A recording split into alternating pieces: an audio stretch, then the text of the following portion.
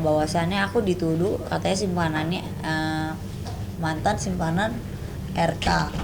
Kalau misalnya saya mantan simpanan, kenapa saya bisa nemenin dia USG? Kalau misalnya saya mantan simpanan, kenapa saya bisa nemenin dia USG? Dia bikin Kak Ayu bantu Lisa, minta keadilan ke Pak RK dong. Kak Ayu, sedih banget aku kakak. Ini ada di rasa aku yang hari ini.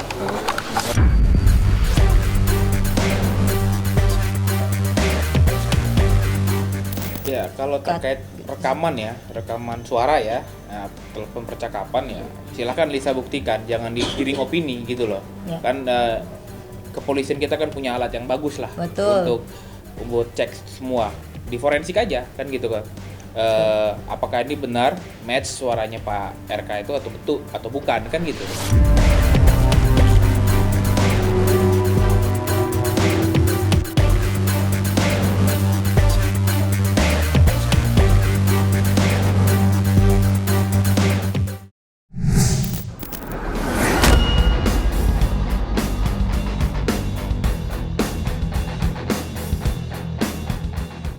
Kisruh dugaan perselingkuhan antara mantan Gubernur Jawa Barat Ridwan Kamil dan seorang wanita bernama Lisa Mariana lagi-lagi menghadirkan kejutan baru yang membuat gempar masyarakat.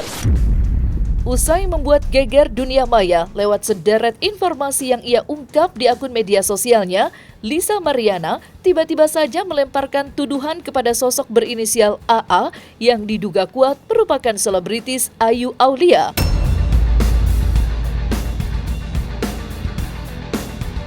Menurut unggahan Lisa, sosok berinisial AA diduga sempat menjadi wanita idaman lain seorang pria yang ia tulis bapak yang disebut-sebut diarahkan kepada Ridwan Kamil.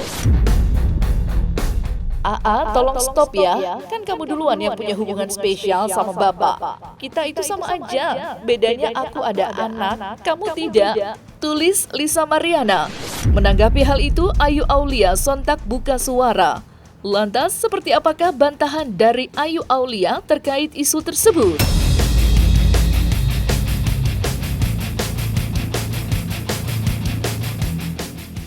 Aku nggak lihat Instagramnya sih ya kebetulan, jadi sepil bukti tentang RK yang mana ya. Serius aku nggak lihat, serius. Jadi aku nggak tahu sampai sekarang. Kita juga kayak masih bingung ya bang, karena beritanya kan simpang siur ya. Jadi pertama kita juga mau ngomong bahwasannya aku dituduh katanya simpanannya mantan simpanan RK. Kalau misalnya saya mantan simpanan, kenapa saya bisa nemenin dia USG? Kalau misalnya saya mantan simpanan, kenapa saya bisa nemenin dia USG? Kenapa saya bisa bantuin dia semuanya? Kenapa dia minta tolong saya semuanya? Kan lucu gitu. Jadi kayak nggak masuk di akal aja sih menurutnya. Ya, ini lagi-lagi saya bilang, ini mereka kan masing-masing mungkin saja mengetahui sesuatu, mungkin saja punya bukti masing-masing, dan itu tadi saya bilang, mereka punya hak hukum ya yang sama. Kalau ingin saling ya mungkin saling mengambil langkah hukum, melaporkan, ya tinggal adu buktinya masing-masing saja gitu loh. Ya, yang ini bilang ini, yang bilang ini enggak, kan gitu. Oh, saya paling banyak buktinya. Sebelum adanya isu ini, Ayu Aulia dan Lisa Mariana memang sudah terlibat dalam aksi saling lempar tuduhan, di mana Ayu Aulia pun telah membongkar isu-isu dugaan perilaku tidak baik dari Lisa Mariana. Begitu pula dengan Lisa, ia berulang kali telah membagikan unggahan yang diduga merupakan keburukan dari Ayu Aulia. Menariknya, kisruh ini sudah disebut-sebut telah berbuntut panjang hingga ke jalur hukum. Pasalnya, Ayu Aulia akan segera membuat laporan polisi terhadap Lisa Mariana.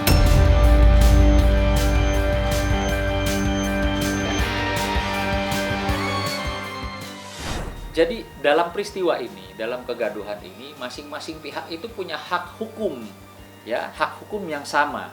Hak hukum yang sama seperti apa? Ya, masing-masing pihak itu dapat melaporkan peristiwa hukum yang dialami, ya, yang mungkin saja terkait dengan apa yang mereka punya buktinya, ya mereka punya hak hukum yang sama ini para pihak loh ya. Ya kalau terkait laporan akan kita laporkan. Kebetulan kan kemarin kan masih suasana Lebaran ya, Idul Fitri ya. Ini pun masih suasana Idul Fitri sebenarnya. Ya saya minal aidin dulu sama teman-teman wartawan ya semua ya. Aidin wal faizin gitu. Jadi gini ya, sebenarnya ini itu kan terlalu berlarut-larut ya. Ini udah menyerang ke personal ya. Iya. Justru pasti saya akan bersikeras sekali untuk melaporkan. Kenapa? Karena ini udah kemana-mana.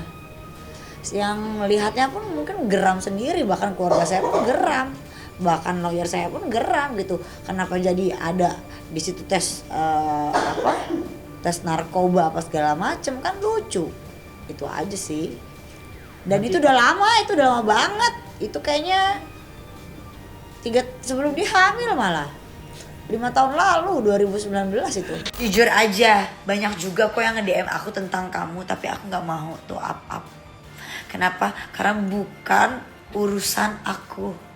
Ya, tentang kejelekan elu, tentang keburukan elu, tentang utang-utang elu, tentang penipuan elu, tentang pijamas palsu yang elu jual itu katanya, dugaannya. Padahal lu beli di Shopee katanya dugaannya begitu.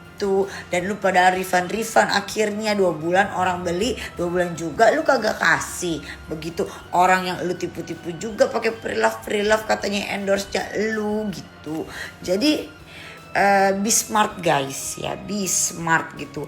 Gua nggak mau kemana-mana melebar. Gue cuma satu tujuan, satu titik tes DNA aja kalau emang itu anak lu gitu. Jangan ketar-ketir lah. Yuk tes DNA, jangan berdua-duaan, Kamil dia punya istri.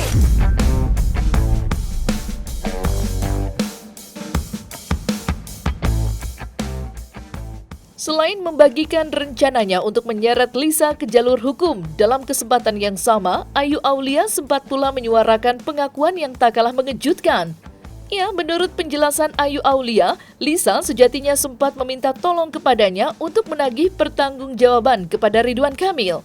Namun, hal itu ditolak mentah-mentah oleh Ayu Aulia, lantaran ia melihat betul jika Lisa Mariana sudah berbadan 2 sebelum mengenal pria yang akrab disapa Kang Emil itu. Ditambah lagi, Lisa disebut-sebut seringkali bersuara dan memberikan komentar jika Ayu sedang terlibat perseteruan dengan selebriti lain. Lantas, seperti apa penjelasan lengkap Ayu Aulia terkait komunikasi terakhirnya dengan Lisa Mariana?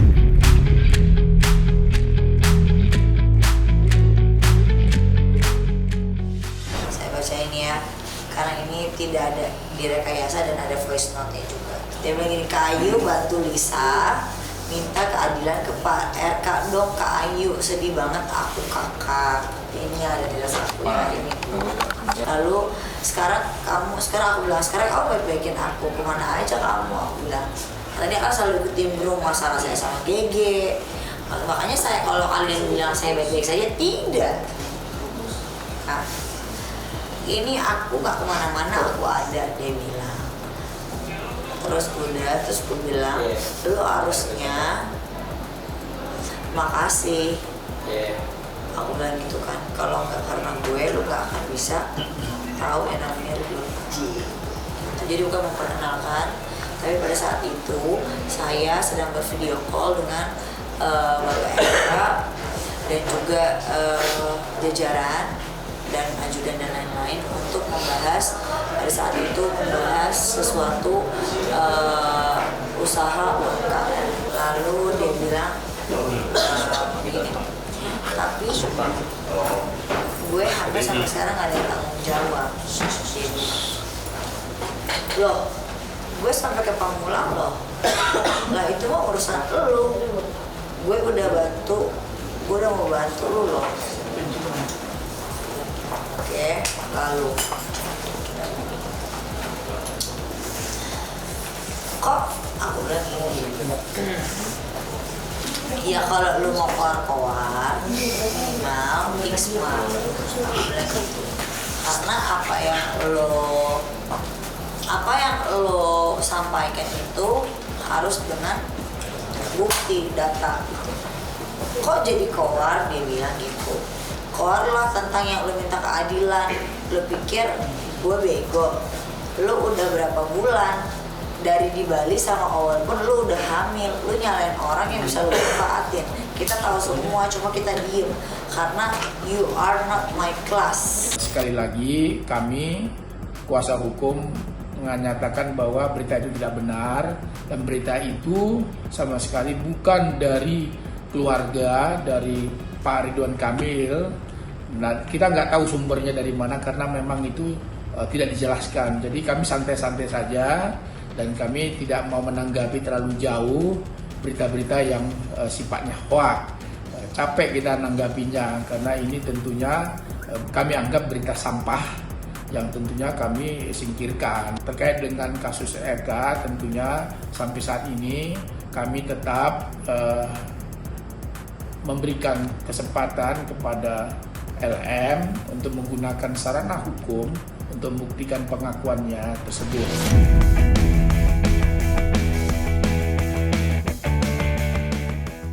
Terlepas dari rencana dan pengakuan Ayu Aulia, kisruh dugaan perselingkuhan yang menyeret nama mantan orang nomor 1 Jawa Barat itu sempat pula dibuat makin rumit dengan beredarnya rekaman suara.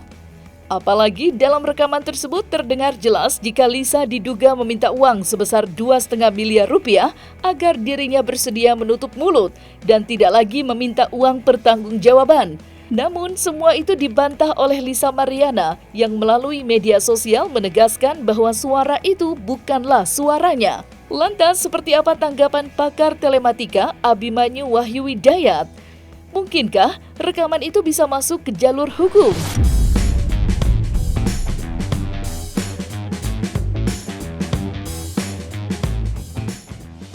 Saya tidak mau masuk kepada suatu nama, pokoknya saya tinggal bilang pria dan wanita, kan hanya 2 figur di komunikasi tersebut. Yang pasti, kalau saya lihat dari dialogis tersebut, ini dialognya ini nggak natural. Oke, kenapa nggak natural? Pembicaraannya begitu datar untuk sesuatu yang sangat krusial. Oke, krusial dalam arti ini udah bukan menyinggung suatu jabatan lagi, ini udah bukan menyinggung suatu misalnya kayak dibilang fitnah atau apa, tetapi lebih banyak ke arah pribadi dan kemudian bisa impact-nya kepada urusan keluarga. Nah, diutarakan setenang itu sementara komunikasi ceritanya private, ya, dengan gaya bicara yang datar. Padahal kasusnya ini krusial, tapi gaya bicaranya datar. Dan kemudian yang paling aneh adalah komunikasi tersebut berganti-gantian. Bukan saling bertumburan, kayak namanya orang bertumburan dia ngomong gitu, kita pasti kalau orang lagi kesal, lagi ngomong di tengah-tengah kan satu membantah, di tengah-tengah nanti ada yang saling berdebat umpamanya kayak gitu. Ini enggak, saya selalu di berbagai media saya bilang ini lebih udah kayak konten stand up comedy yang satu ngomong misalnya gitu, kamu sudah makan? Belum makan. Makannya makan nanti mau makan di mana? Oh nggak tahu mau makan di mana. Masa berganti-gantian? Ya komunikasi A, B, ya nggak komunikasi datar. Sangat berganti-gantian dengan jeda yang standar. Oke?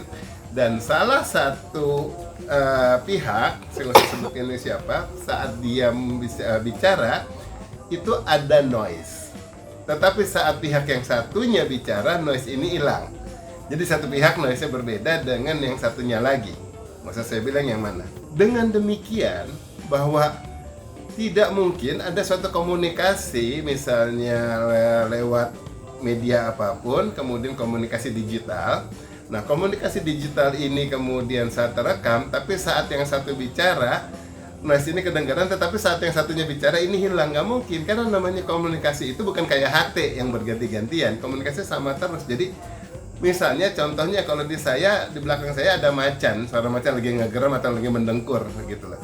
Yang di sana ada suara selalu misalnya di bengkel motor, ada suara motor terus. Bukan berarti kalau saya ngomong kedengaran suara macan dan saat melawan bicara saya dia ngomong baru kedengaran suara motor. Kalau namanya komunikasi ya suara motor dan macannya itu saling bercampur terus di belakang suara kita.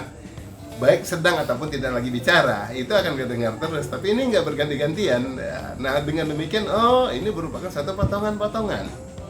Ya, nah kalau dari satu potongan, udah berarti ini adalah adanya suatu rekayasa. Ya, kalau terkait rekaman suara ya, nah, telepon percakapan ya, silakan Lisa buktikan, jangan digiring opini gitu loh. Ya. Kan kepolisian kita kan punya alat yang bagus lah. Betul. Untuk cek semua, di forensik aja kan gitu kan. Apakah ini benar match suaranya Pak RK itu atau betul atau bukan kan gitu. Dan rekayasa ini gimana dibentuknya? Bisa memang rekayasa yang dibuat berdasarkan dari komunikasi yang lain kemudian dipotong-potong disusun sehingga terjadi komunikasi yang seperti ini, atau yang memang rekaman dari AI misalnya tinggal menggunakan figur suara yang satunya dan suara yang kedua masing-masing pihak, ya kemudian direkayasa kita tinggal ngomong apapun suara yang keluar adalah suara si figur tersebut. Yang namanya AI sekarang suaranya udah mirip, bukan mirip doang tapi mirip banget. Ya tinggal sekarang kita masuk pada konteks di mana apakah ada suatu emosi dalam bicara tersebut, apakah ada suatu ketenangan bicara tersebut, misalnya apakah yang bersangkutan kalau ngobrol selalu dengan ketenangan yang kayak gini, apa kadang-kadang dia naik turun intonasi semuanya kelihatan, tapi ini nggak begitu datar. Ya dengan demikian bagi saya konten yang sekarang beredar ini adalah suatu konten rekayasa.